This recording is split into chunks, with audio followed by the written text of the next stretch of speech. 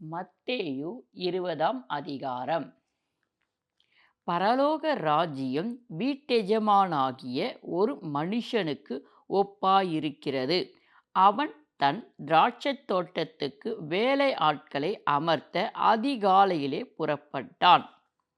வேலை ஆட்களுடன் நாளுக்கொன்று ஒரு பணம் கூலி பேசி அவர்களை தன் திராட்சைத் தோட்டத்துக்கு அனுப்பினான்.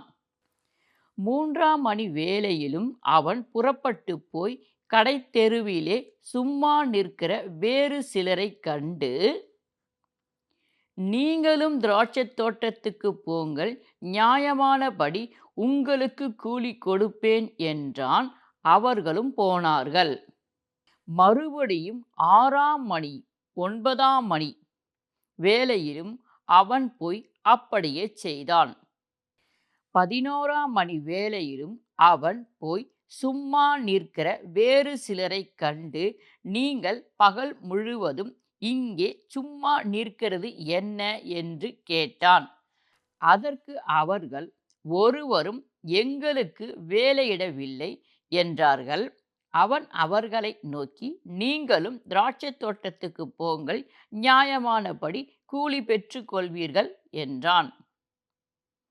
சாயங்காலத்திலே திராட்சைத் தோட்டத்துக்கு எஜமான் தன் காரியக்காரனை நோக்கி, நீ வேலையாட்களை அழைத்து பிந்தி வந்தவர்கள் தொடங்கி முந்தி வந்தவர்கள் வரைக்கும் அவர்களுக்கு கூலி கொடு என்றான்.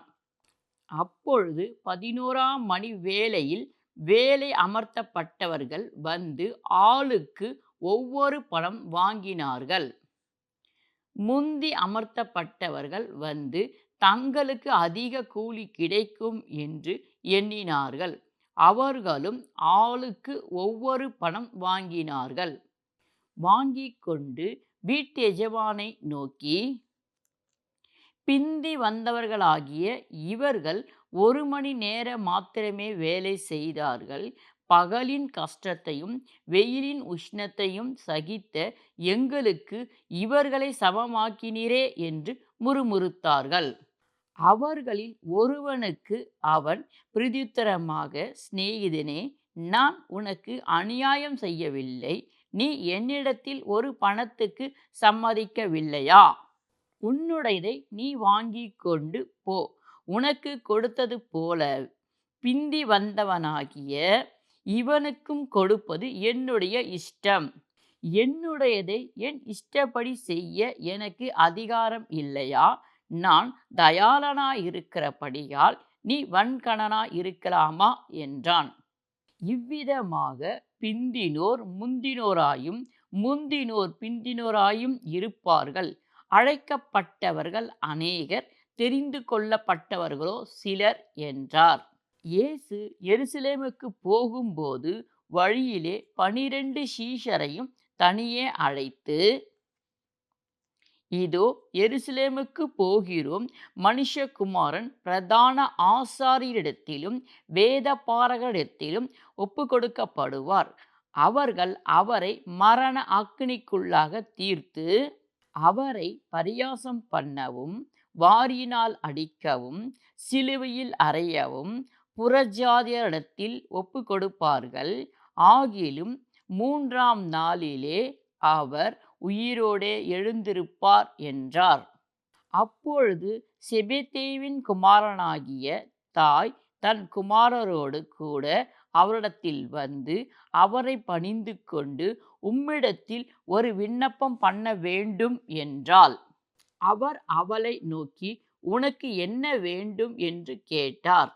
அதற்கு அவள், உம்முடைய ராஜ்யத்திலே என் குமாரராகிய இவ்விரண்டு பேரில் ஒருவன் உமது வலது பக்கத்திலும் ஒருவன் உமது இடது பரியாசத்திலும் உட்காரும்படிக்கு அருள செய்ய வேண்டும் என்றாள்.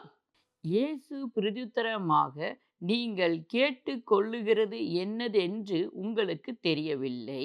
நான் குடிக்கும் பாத்திரத்தில் நீங்கள் குடிக்கவும் நான் பெறும் ஸ்தானத்தை நீங்கள் பெறவும் உங்களால் கூடுமா என்றார். அதற்கு அவர்கள், கூடும் என்றார்கள். அவர் அவர்களை நோக்கி, என் பாத்திரத்தில் நீங்கள் குடிப்பீர்கள், நான் பெறும் ஸ்தானத்தையும் நீங்கள் பெறுவீர்கள்.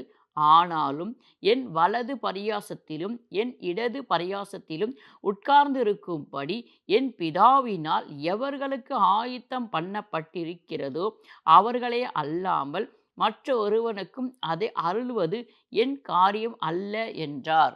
மற்ற 10 பேரும் அதைக் கேட்டு அந்த 2 சகோதரர் பேரிலும் எரிச்சலானார்கள்.